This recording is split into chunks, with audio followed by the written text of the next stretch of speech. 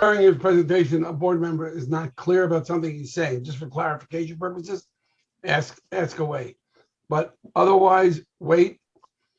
After he's presented on both, I'm going to open up good and welfare, good opportunity for anyone from the public to speak about anything, including both of these areas in the redevelopment presentations. And then after good and welfare is closed, if it's necessary for Keenan to respond to any or address any of the comments during good and welfare, he'll address them. So that'll complete his presentation. And then the board could ask its questions and make its comments and deliberate. Anybody have a question from board members about that procedure? If not, we'll go forward with Keenan.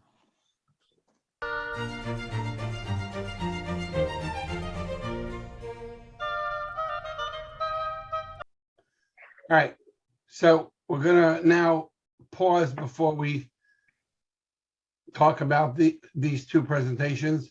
I'm gonna open up good and welfare to the public. You can address anything you want to address the board. There's opportunity for good and welfare on these AINRs or anything else. And I'm looking for hands. I don't see any yet. And please put on your screen.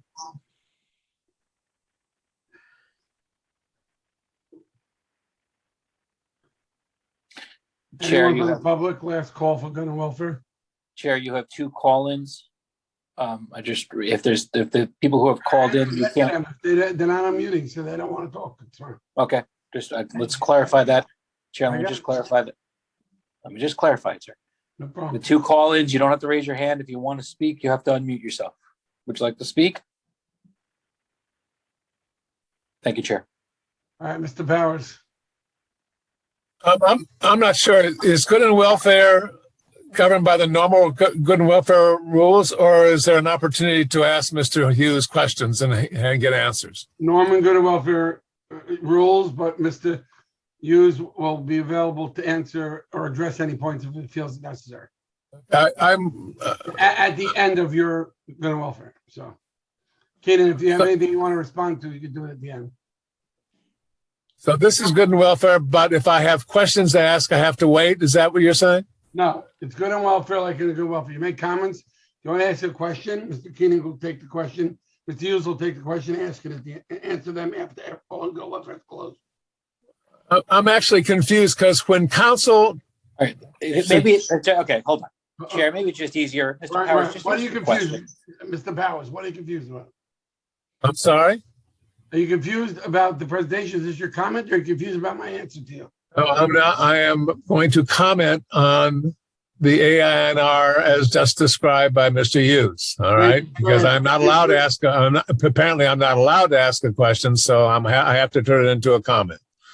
And that's not what I said. But and incidentally, this does not meet the criteria which Mr. Hughes properly identified as the fact that before this body can actually take an action in respect of either of these proposals, it must actually hold a public hearing, and you have just defined something which is not a public hearing. So let me go ahead and. That is absolutely not correct, and I'm not going to address that. Use your time. I'm sorry. I'm in the middle of making a comment. Do you want to make the comment for me, Mr. Chair?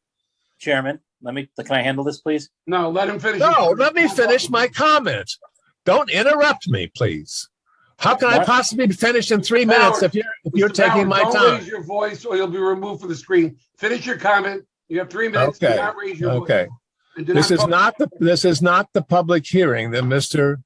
Hughes properly identified as what it must actually occur before this board can actually define this as an area in need of redevelopment. Chairman, you have to let him ask his question. I'm in the middle of that. Oh my God! I am in the middle of making a statement. I have other things to say. Mr. Powers, ask your question, sir. I'm not allowed to ask a question. I was just told I couldn't ask a question. Mr. Powers, I'm making a comment. Stop talking. I have two other comments. Everybody stop talking. Listen to me carefully, Mr. Powers. I do not want to have to remove you. I want to give you your time. Go ahead, make your comment, ask your questions. Nobody say anything. use up your time, whether we agree or don't agree, Brian, let the man speak. Okay. Well, your attorney hasn't understood what you've said so far, Mr. Bodner, and I would like to point that out. Two things I want to point out about these two districts. One is that when the council came forward with the Beverly Road lots, it said it was to be done in connection with the AINR, which is being proposed and, as you know, is in deep litigation right now across Cedar Lane and involving the Stop and Shop facility. As I understood it, there was to be no commentary while that litigation initiated by Stop and Shop began. So has the connection between the Beverly Road AINR and the one involving Stop and Shop no longer true because there's no commentary on it?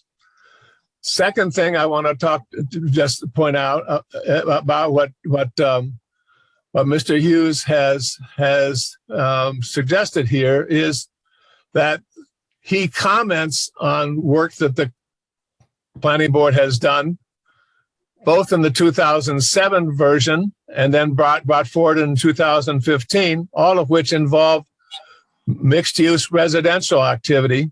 He makes no comment whatsoever about the fact that a conditional use of that LI district has recently been approved by this board for use in cannabis facilities. He makes no reference to those additional zoning procedures, and I am very much unclear about why he would have been able to make the judgment he did about that facility. Is he saying it's not good for cannabis facilities? It seems to be fine for Ladue, and so far as we know, Ladue has not stopped paying taxes or asked to be removed from that site, and is actually conducting two types of activity which are consistent with the mixed use definitions of an LI area. So I am unclear as to what it is that would make them, that would find, because it doesn't meet some other market conditions, which are not at issue so far as we know with the Ladue facility. Thank you, Mr. Bennett. Why it is that is in fact meeting the D. Okay, anybody else? Good and welfare.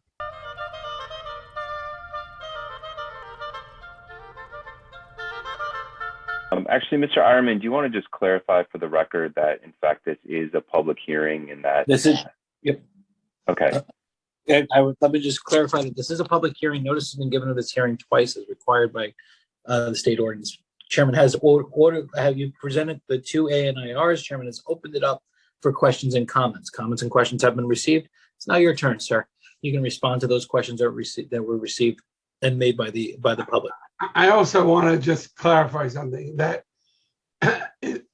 this type of public hearing that's required for the ANR is notice, as Brian mentioned, 2 notices, I think 17 days before and 10 days before.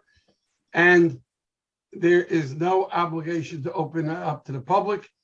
It has to be notified to the public so the public can listen to it and hear it.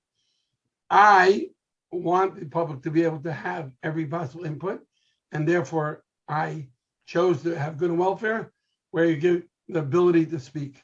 You can speak, as I tried to say, you could speak by asking questions or making comments. Just your questions won't be answered till after. Just like at council, at good and welfare, they answer all the questions or comments at the end. So I just, for the record, want to put down that we went above and beyond to allow the public input in both comments and questions. And now, Keenan, if you could please address to the best of your ability all the comments and questions that were presented to you. And if board members have questions, we'll deal with it.